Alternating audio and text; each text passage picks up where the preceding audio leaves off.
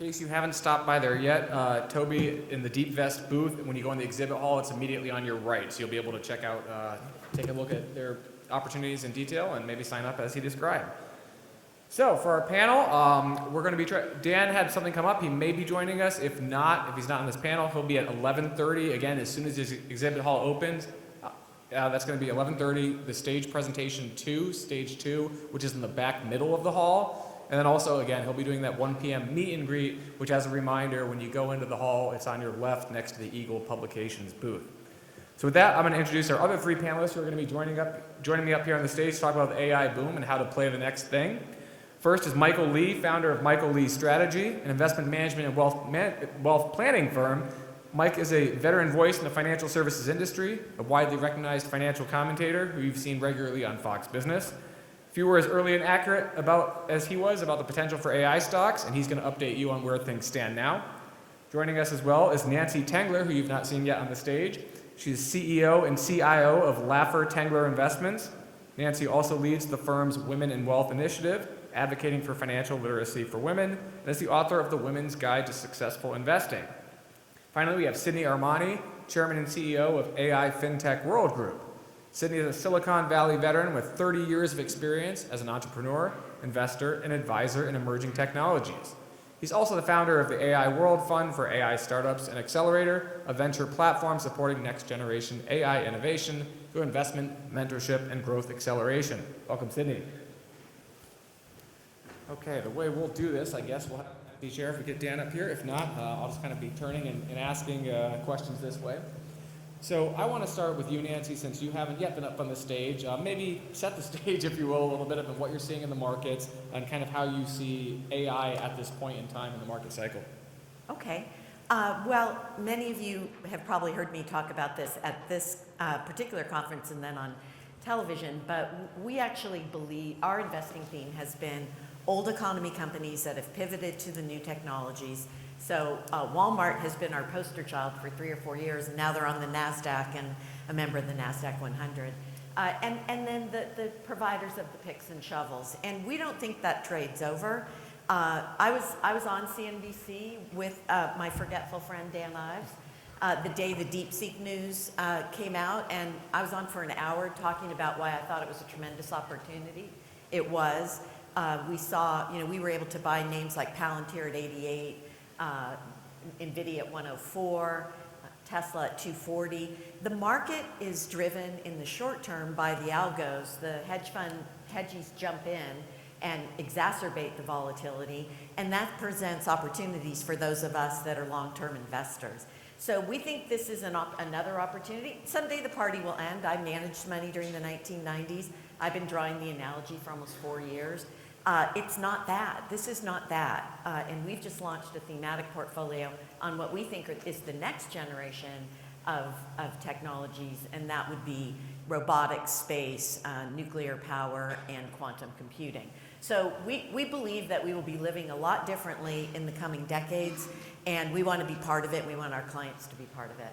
Got it. Mike, I know you've had a couple presentations, including at the pre-show, but if somebody wasn't able to join us today early, how would you describe where we are in the cycle, and what do you think is driving some of the activity we're seeing more recently, the pullback and all of that? I think we are much closer to the beginning than we are to the end, but I think you're going to run into a series of logistical logjams as we build out the infrastructure and kind of implement this into all the businesses. And I think what is driving the markets for the last few weeks is what's going on with Claude Code and SaaS, and how that's intersected with another issue that was brewing, which is the capital markets and liquidity to build these data centers. And the sheer volume of dollar amount that the hyperscalers are raising, these are mind-boggling numbers. There's never been capital markets activity like this in history. And once you leave the traditional banks, you move to kind of your Blue Owls, Apollo, Blackstone, which just stepped on a landmine, which I don't necessarily agree that it's a real landmine, but the market perceives a lot of the software as a service debt inside their funds are a real issue. I don't know that I buy that at all, but nonetheless, a lot of the announced data centers are not going to happen as planned, because I believe 90% of the proposed data centers that are out there have public opposition.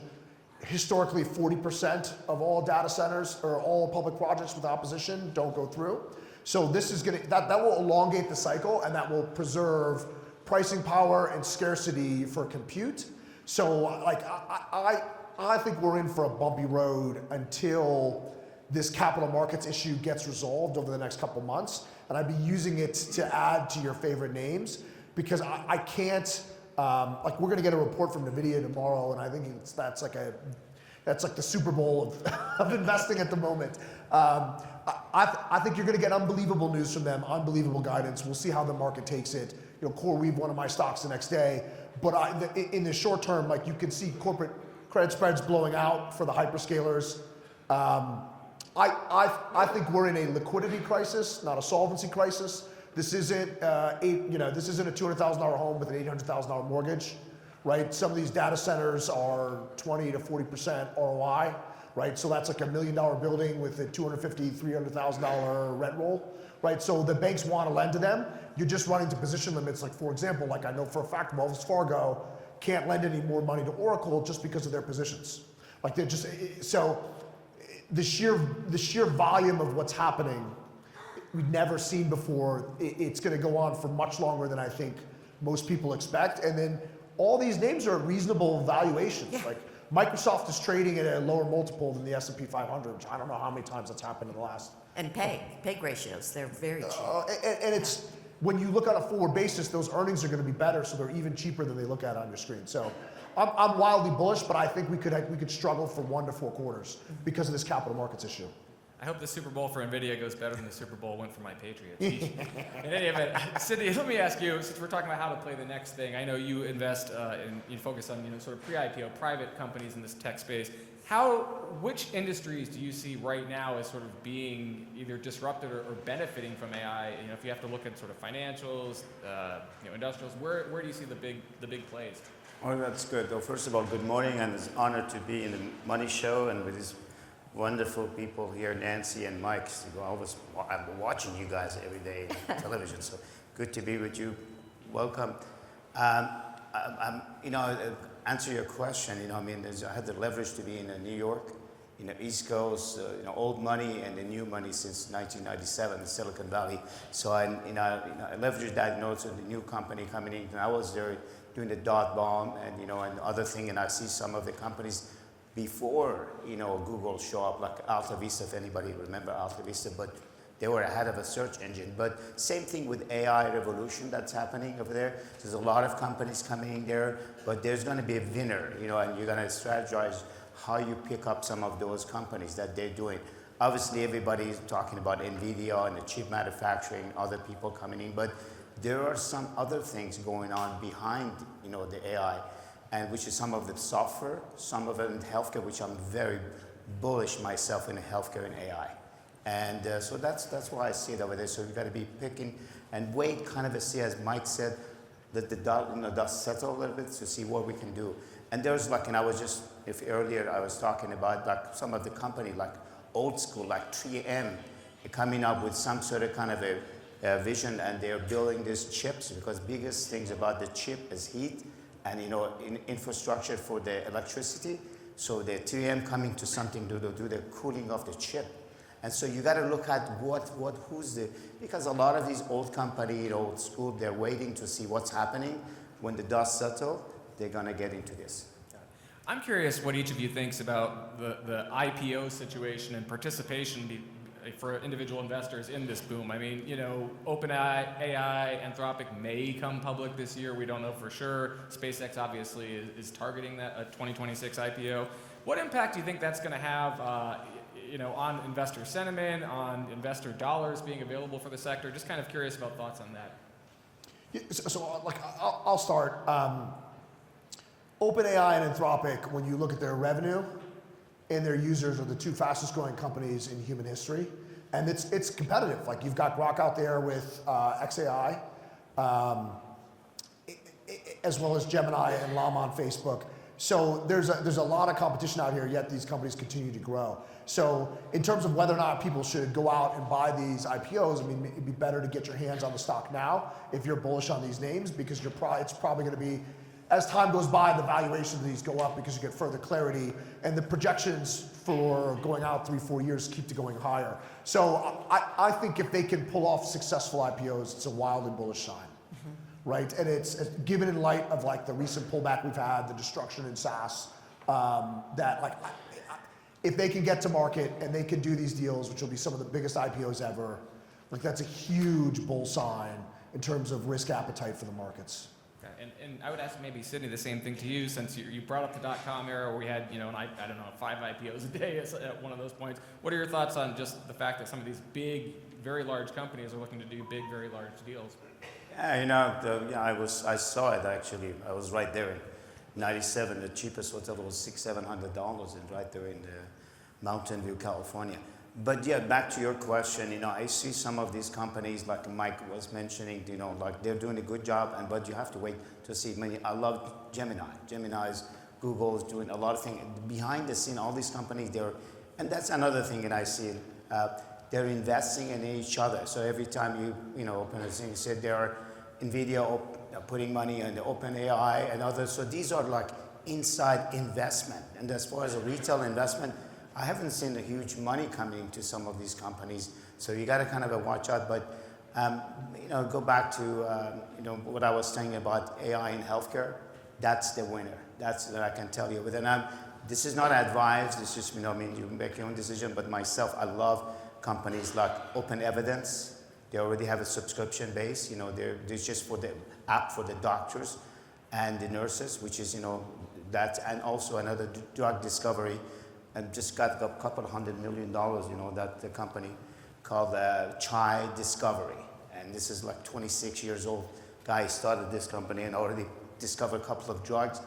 And so that's what we're looking for, finding some of these, as you mentioned, that we're looking for entrepreneurs around the world, actually. And I go and speak, and we're looking for some of these startup, but actually not just giving the money and see them in the sushi bars.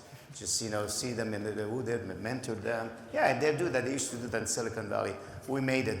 We mentor them. We have a media company. We bring them, introduce them to some of the VCs, and so that's what we have to see, the next generation of AI revolution.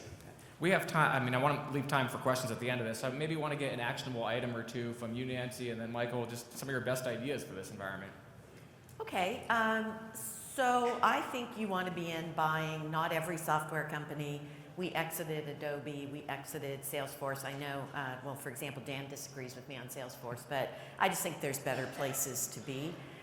But in addition to that, we still like the old economy theme of old economy companies pivoting. And Walmart worked out splendidly. We owned it for about 10 years, 650%. I talked about it at this conference. Deere is another one that I think is super interesting. We added to it about 6 months ago. It did nothing for about 5 months. It's the hardest thing in our business that you should add more. Sometimes we do, sometimes we don't. We did. And the stock has taken off. I think it will continue. It was the whole farmer lack of demand, tariffs issue, but I think the catalyst has arrived. And then I think in terms, you asked an IPO question. I don't know how you I'm trying to get my hands on some SpaceX. But I will say this, just remember that from the IPO of Amazon on May of 1997 to a couple of weeks ago, the stock's up 250,000%. So if you miss the first 1,000%, you'll be okay. So just pick it up in the secondary. I think SpaceX will be a catalyst for Tesla. I think eventually they combine. In our view at our firm, we don't think you can own enough Tesla. Valuation be damned, even though I was trained as a value manager. I learned a lot from Amazon in the 90s because I didn't get to own it and didn't pay a dividend. Go figure. Still doesn't, but you can still make money in these companies. So those are two anyway. Perfect. Wonderful. Mike, same question to you.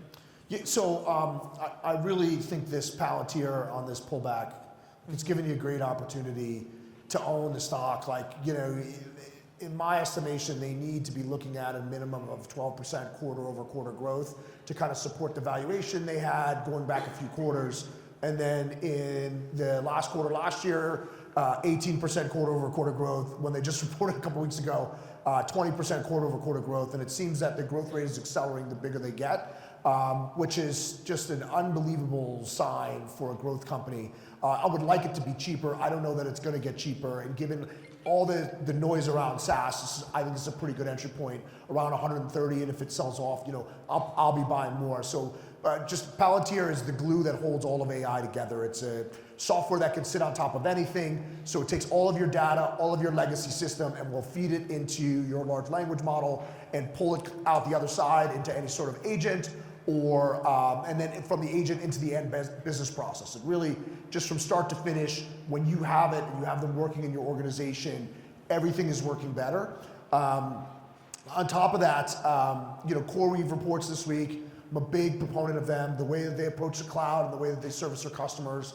And they're, out of all the neo cloud companies, they're the best positioned because NVIDIA has a huge stake in them, so they're always going to get one of the largest allocations of the latest and greatest NVIDIA chips, which allows them to demand the most rent, gets them priority contracts from all the hyperscalers, whether it be Meta, OpenAI, or whoever. So they report on Thursday. There's a lot of upside and revenue growth in that stock. And then Marvell. So Marvell is making custom GPUs for Microsoft and Amazon. Their trailing 12 revenue is a little under $8 billion, and they guided to next fiscal year to $22 billion, right? So, this is management guided to that in an investor presentation. So if they materially lie, they'll go to jail. I don't think they're going to jail because their management team is out there buying their own individual stock. So I think that's a stock that's kind of underappreciated, underlooked at. And I don't know that you need a lot of multiple expansion to do really well in that stock. If I may add one Please. point of view, the next generation, the AI chip AGI is coming within 1 or 2 years, and so I will look into it. But this year in AI industries, which is very new, infant, is going to be a lot of M&A. So I will look around to a lot of M&A because right now it's going to be a lot of bloodbath, but that's what we see is going to be a lot of M&A. But myself, personally, I think one of the winners is going to be Google and Gemini. Gemini is amazing. Mm-hmm. Okay. Yeah. Great. Well, again, I want to make sure we get a couple of questions in here. If you have any, just direct it to let us know which panelist you're looking for, or the panel as a whole. That'd be fine. And I'm happy to amplify your voice if you're speaking from the back. Yes, right over here. Would you buy the Mag 7 that right now that Microsoft, Meta, and it'd be very hard. Amongst Yeah. the 24 as opposed to 40, for instance. Yeah. amongst the Mag 7 stuff, were you able to hear that? Yeah, I heard it. I'll just say this. We bought Google in our value portfolio a year and a half ago when it was left for dead. And now, as you've heard from Sydney, they are de facto the leader. Remember they had the Bard rollout and it was a disaster, and that no one talks about that. They were able to recover. We just added to Microsoft. We own Tesla. The only name in the Mag 7 we don't own is Meta.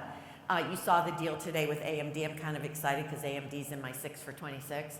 But I think you want to own those names, especially at these valuation levels. I mean, ServiceNow is trading at a price earnings to growth ratio of less than 1.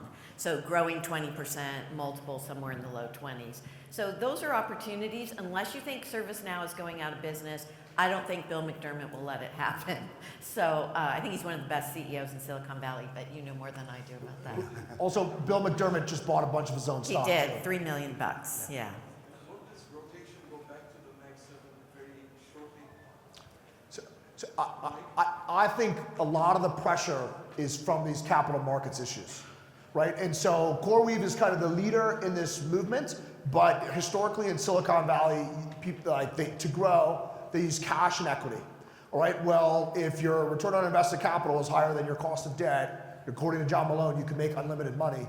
And he's made pretty much close to unlimited money. So this sea change to using debt to fuel growth for Silicon Valley is creating a lot of speed bumps. And in the near term, we have a liquidity crunch, which run the risks of all sorts of domino effects. So if a data center deal fails in financing, or if a loan auction doesn't work out and one of these big banks gets stuck with paper they weren't meant to keep and they've got to mark it down, okay, well that's going to have a ripple effect across the entire private credit industry.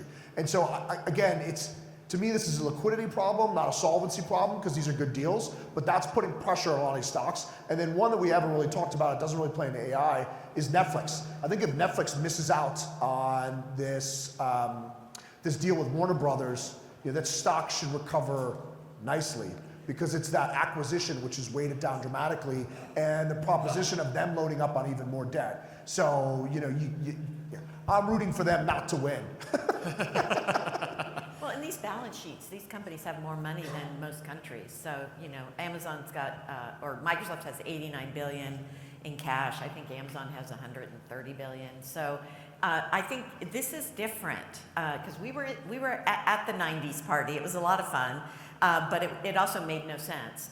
These are real companies with lots of levers to pull. You just have to be patient and not lose your resolve, which I did a few weeks ago and recovered.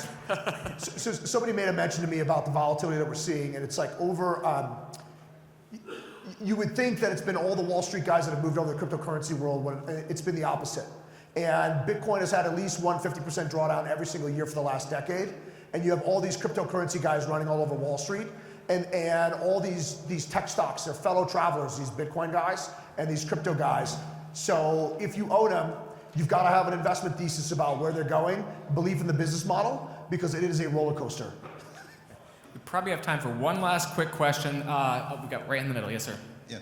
So the private market, we know like OpenAI and you've got SpaceX, all those, but particularly OpenAI, they're manipulating, I would call it manipulating the other, large FANG stocks to have their CapEx spend and not really having true revenue behind it.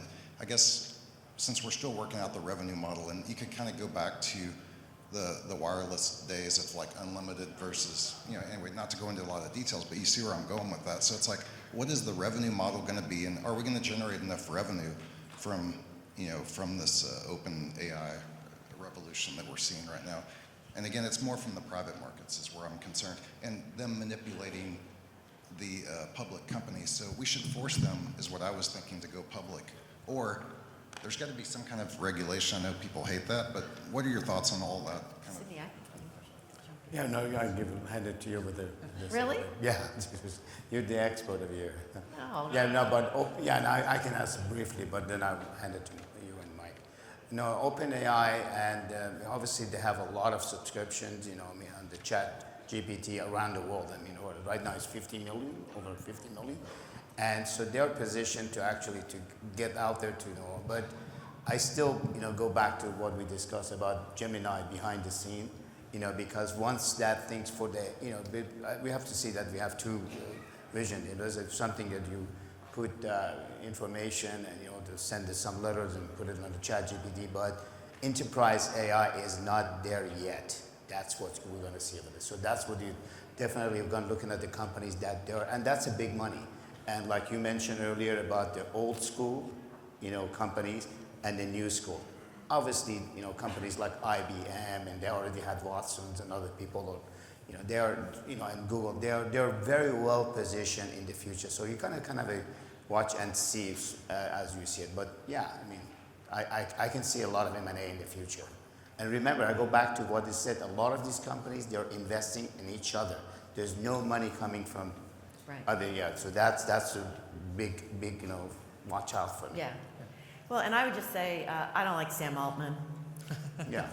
So. Is he an alien? I said he's alien. I think he's a bad actor, but Microsoft's in the deal, and I think you can rest assured that if Sam's not running the company, and I have no indication he won't be, but I'm much more interested in Gemini and in Grok. And Grok wrote me a country song. So we're going to play it. Dan's speaking at our client event, and we're going to, I hope, and we're going to play it there because it's pretty cool. Great. Well, Nancy, just in case you didn't see from your program, she is speaking on the keynote stage tomorrow at 9 a.m., so she'll go into more detail about some of the topics she covered here. Sydney, Nancy, Mike, thank you so much for joining us. Yeah, thank you. May I add, thank you, Mike. I want to thank you and also Money Show. You guys put a great show all the time, and I'm actually learning for many years, so thank you. And for those of us, in AI, I have a publication, it's free, it's called AIWorldJournal.com or AIWorld.tv. A lot of information, including everything, is right there for free. Take a look at it. Thank you. Thank you. Thank you. Okay, and as a reminder, if you, oh, perfect, yeah, so we're gonna